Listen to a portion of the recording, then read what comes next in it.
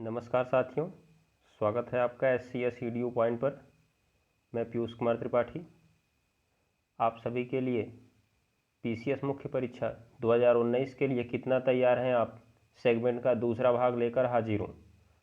दोस्तों, आज के भाग में हम कुछ अन्य प्रश्नों की चर्चा करेंगे जो आपके लिए PCS 2019 मुख्य परीक्षा से लिए उपयोगी सिद्ध हो सकते हैं।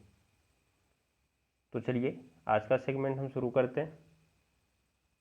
दोस्तों, मैं पहले आपको बता देना चाहता हूँ, कल का जो हमारा पहला सेशन था उसमें हम लोगों ने एक प्रश्न की चर्चा की थी जिसमें ये बताया गया था कि इनर लाइन परमिट क्या है और इससे संबंधित मुद्दों के पक्ष और विपक्ष में अपने तर्क प्रस्तुत करें।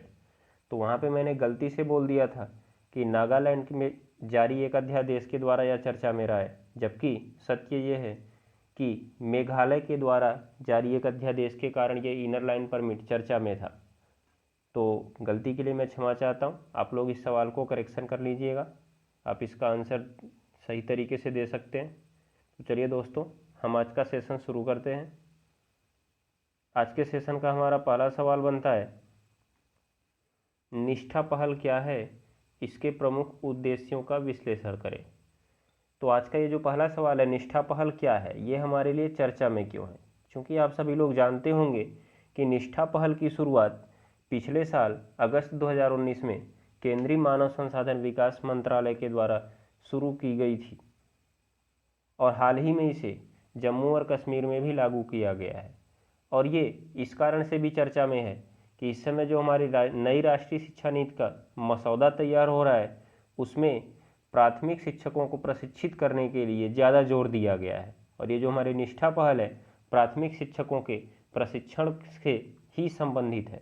अतः यह सवाल आपकी परीक्षा में एक महत्वपूर्ण स्थान रख सकता है, इसलिए आप इसे विस्तारपूर्वक समझ लीजिएगा और उसे एक निश्चित सीमा के भीतर प्रस्तुत करने की कोशिश करिएगा। दूसरा क्वेश्चन हम देखते हैं।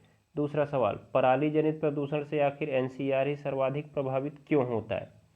तो ये पराली जनित प्रदूषण तो आप जाना माना प्रत्यय है, इसे आप लोग हमेशा न्यूज़ में सुनते आते हैं। दिल्ली में हमेशा PM 2.5 या PM 10 हमेशा बहुत ज़्यादा रहता है। अभी हाल ही में आपने देखा होगा, जैसे ही लॉकडाउन ख़त्म हुआ है मोटर गाड़ियाँ चलनी शुरू हुई, PM 2.5 काफ़ी ज़्यादा हो गया, जिससे प्रदूषण बढ़ गया है। तो ये यहाँ पे पराली जनित प्रदूषण भी एक मुख्य कारण होता है दिल्ली में प्रदूषण के लिए। वैसे इसका इतना ज़्यादा योगदान तो नहीं होता है प्रदूषण में, लेकिन ऐसा राजनीतिक पार्टियां मानती हैं, तो हम लोग इसे ध्यान देते हैं। पराली जनित प्रदूषण पर पिछले साल सुप्रीम कोर्ट ने एक निर्देश दिया था केंद्र सरकार को, हरियाणा सरकार को, पंजाब सरकार को और दिल्ली सरकार को कि आप लोग मिलकर इसका एक निजात पाने के लिए एक मसौदा तैयार कीजिए और जो किसान हैं उनको पर्याप्त मुआवजा दीजिए जिससे वो पराली जलाने के लिए विवश ना हो। ठीक है दोस्तों, तो ये भी क्वेश्चन आपकी परीक्षा में आ सकता है क्योंकि ये चर्चा में है। पराली जलाना अभी तो अक्टूबर दिसंबर में ही हुआ था, तो ज़्यादा टाइम हुआ नहीं है, इसीलिए आपके सवाल चर्चा में आ सकते हैं। तीसरा क्वेश्चन बनता है, चीफ ऑफ डिफेंस स्टाफ की भूमिका का विश्लेषण करें। आपने देखा होगा कि ये चीफ ऑफ डिफेंस स्टाफ हमारे देश में पुराने समय में नहीं था, अर्थात अभी पहले नहीं था, हाल ही में इसकी नियुक्ति हुई है। हमारे प्रधानमंत्री जी ने पिछले साल स्वतंत्रता दिवस के अवसर पर इसकी चर्चा की थी या इसकी स्थापना करने की घोषणा की थी कि हम लोग एक चीफ ऑफ डिफेंस स्टाफ नियुक्त करेंगे जो कि हमारी तीनों सेनाओं, थल सेना, जल सेना और वायु सेना के बीच समन्वय का कार्य करेगा। और यह 31 दिसंबर से अपने अस्तित्व में आ गया है और हमारे देश के पहले चीफ ऑफ डिफेंस स्टाफ के रूप में जनरल बिपिन रावत जी को नियुक्त किया गया है। ये क्वेश्चन भी आपके लिए महत्वपूर्ण साबित हो सकता है, तो आप इसकी भूमिका का विश्लेषण इसके पक्ष और विपक्ष में दोनों तर्क दे सकते हैं। पक्ष और विपक्ष में दोनों तर्क देने से पहले आप इसके लिए हेडिंग का उपयोग जरूर कीजिएगा, जिससे एग्जामिनर को पता चल जाए कि आप क्या प्रदर्शित करने वाले हैं।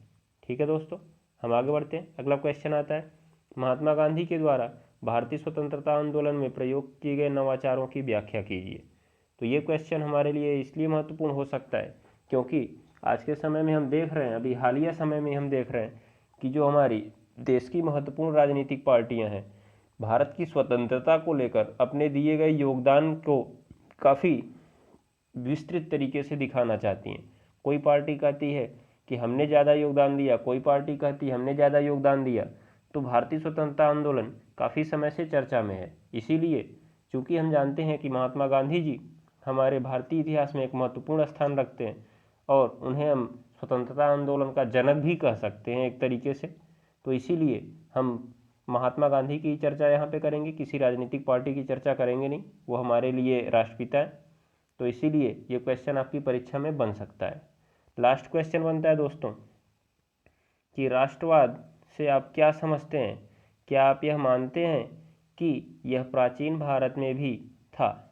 अपने विचार प्रस्तुत कीजिए। तो इसके पक्ष और विपक्ष में आपको अपने विचार प्रस्तुत करने। अब ये क्वेश्चन हमारे लिए इस समय क्यों महत्वपूर्ण है?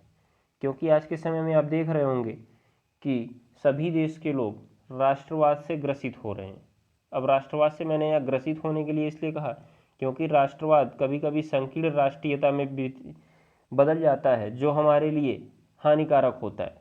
तो आप लोग पीसीएस जैसी एक बड़ी परीक्षा की तैयारी कर रहे हैं, इसलिए आप लोग राष्ट्रवाद की व्याख्या करते समय किसी पार्टी के मत को प्रस्तुत मत करिएगा कि किसी पार्टी के मत के अनुसार राष्ट्रवाद क्या है।